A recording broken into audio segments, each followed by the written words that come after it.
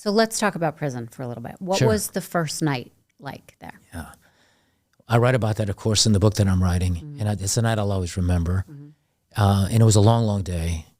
And, they had helicopters following me from my house the moment I left at 5:30 in the morning, all the way to O'Hare Airport. And then in a gaggle, the media was all over the place. And then when I landed in Denver, the media was there too. And then the helicopter followed me all the way into me walking into prison. So it was like portal to portal. I was O.J. Simpson in the white Bronco, right? But I actually love my wife. And, but in any event, I was, it was interesting because people asked me, well, how did the inmates treat you? And again, I wasn't in, the camp. I was behind what the inmates call the razor wire, and there's murderers in there. And for the first 3 years? Yeah, for the first 2 3/4. Yeah. Okay. 32 months. Because you're not eligible. If they give you more than 10 years, you got to be in that higher prison. And they were doing this to squeeze the first me. night, did you have a roommate then? How does that? Yeah. Okay. Well, you move your way. If you're well behaved and you do well, you can work your way into the suburbs out of the inner city. Okay. The suburbs is the 6 foot by 8 foot cell. Okay. Okay, that's the other side of the area that we're in. This is really prison. I mean, if you watch those prison movies and you see what it's like with all the bars and the gates and the iron and all of that and those stark walls, that's where I was. In those little cells and those aisles, the hallway and darkness and all the gloom. Yeah. I was in that. And so when I first got there, they had watched me walk into prison, you see. So people asked me, well, how'd they treat you? And I said, well, I had two things going for me. I was treated pretty well. I had two things going for me. Number one, I was a so-called celebrity inmate. They literally watched me walk into prison live on television. On Fox News and CNN, they were all covering it live. And so they see me, and now suddenly there I am in their little world. I leave our world, the real world, and I'm in this little world now. That's very interesting, yeah. Yeah. But the bigger thing that gave me real street cred was how they would call in the vernacular, my 14-piece. If you get a long sentence, it tells them, you didn't snitch on anybody. I see. This motherfucker's a badass. He didn't snitch. And there's a saying in prison, okay? Snitches are bitches who get stitches. And so they say that in prison too, not just as a joke. Wow. No, they say that, they mean it. And if you got a light sentence, you got to prove to the rest of these guys you didn't tell on anybody. Okay, so that's that culture that I'm walking into. Yeah. Now, I'm also asked by people, well, were you afraid? Not in the least. I was so heartsick, so heartbroken, so disillusioned by the system, so longing for my little girls and my wife and worrying for them that I feared nothing. And if somebody wanted to hurt me or even kill me, they would have taken me out of my misery. I didn't fear it in the least bit. But I walked into that place and, it was ugly. It was painted a stark antiseptic white. This part of it, when you go to the cells, it's darker.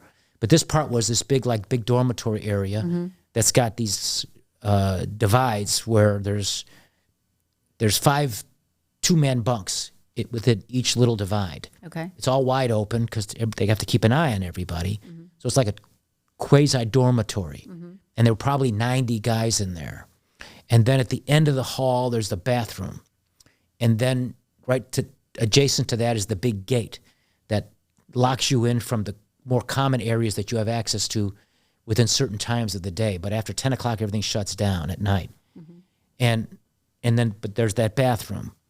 And on the other side of the hall is the big iron door that shuts you in. And then there's 90 guys in there. And there's a symphony of sounds that are very unappealing with a whole bunch of men, right? No air conditioning. And so this was March 15th, 2012. And I was greeted by a group of the guys that were there, some drug dealers, with a care package. And they were very polite, and they were respectful, and they were calling me governor. And they just said, Governor, we wanted to, welcome you to prison. And we thought you won't be able to have commissary for a week, so you can't get the things you need because they don't let you bring anything in except your Bible. My wife gave me a Bible I was able to bring in. Couldn't bring my running watch in, couldn't bring the running shoes in. But so they knew that, and so they bought me like a toothbrush and a toothpaste and shower shoes, which is a whole unique experience when you take a shower with those guys, because they're super sensitive about anybody looking at anybody. Okay. Okay. And there's a whole culture of that, which, I was fine with that too, but no complaints. But anyway, it's a very different world, right? So they had this care package. It was so nice. And I was able to make a phone call home. I had my first dinner there. I'll always remember that dinner. It was, I walked into they called it the chow hall. It was, all the heads turned when I walked in because they just seen me on TV a few hours before. And they served us these like green scrambled eggs, very small portions. It was cold and ugly looking with this like these biscuits with this white gravy on it that looked real bad, like somebody threw up on it or something. Oh, and then they had cranberry sauce from a can. That was the only thing that I felt I could eat, right? It was just bad. And then, but who cares? Okay, it's so bad. It's, I called home. I talked to my family that night. I was able to make a phone call home. And I remember telling Patty, boy, I'll never, ever complain about anything you make again after eating what I just ate. Okay, so you were still able to keep your humor, I guess. A little bit. But that night, after they shut us in and we were locked in and all the lights went off. Oh, and they give you earplugs. The guys got me earplugs because that was a common thing, that you put earplugs in your ears because there's so much noise, Yeah. snoring and all this stuff. But I was on the top bunk, real near the bathroom. And I would say certainly the loneliest moment I've ever experienced in my life, because ahead of me was 14 years of this, and heartbroken and missing my little girls and my wife and worrying for them. And you can't even see the flicker of a light at the end of the tunnel, and you think, will I ever get out of here? Could I die here? And I remember reaching for the Bible that my wife gave me and actually hugging it like it was a teddy bear. Oof. Wow. That's really powerful. So were you thinking this is never going to last for 14 years? I'm going to get out. There's going to be appeals. This was, not the right side of history. And did you think you would be there for less than a year? Or were you convinced this is it? I better fall in line. Right. It's a great question. They call that hope time, by the way, in prison. So if you can have hope, your appeal gives you hope time. And some of the other stuff gives you hope time, which helps you break your time up, right? Look, deep down, I was scared shitless that I would never get justice because the stakes were too high. Yeah. If I'm right and they're wrong, they're corrupt, and they're going to have to answer. If I'm right and they're wrong, something's seriously wrong with the criminal justice system. And so will the appellate court do the right thing, or will they whitewash it and protect them? Okay? Still, we had hopes because we just knew the law was so much on our side on a variety of different things.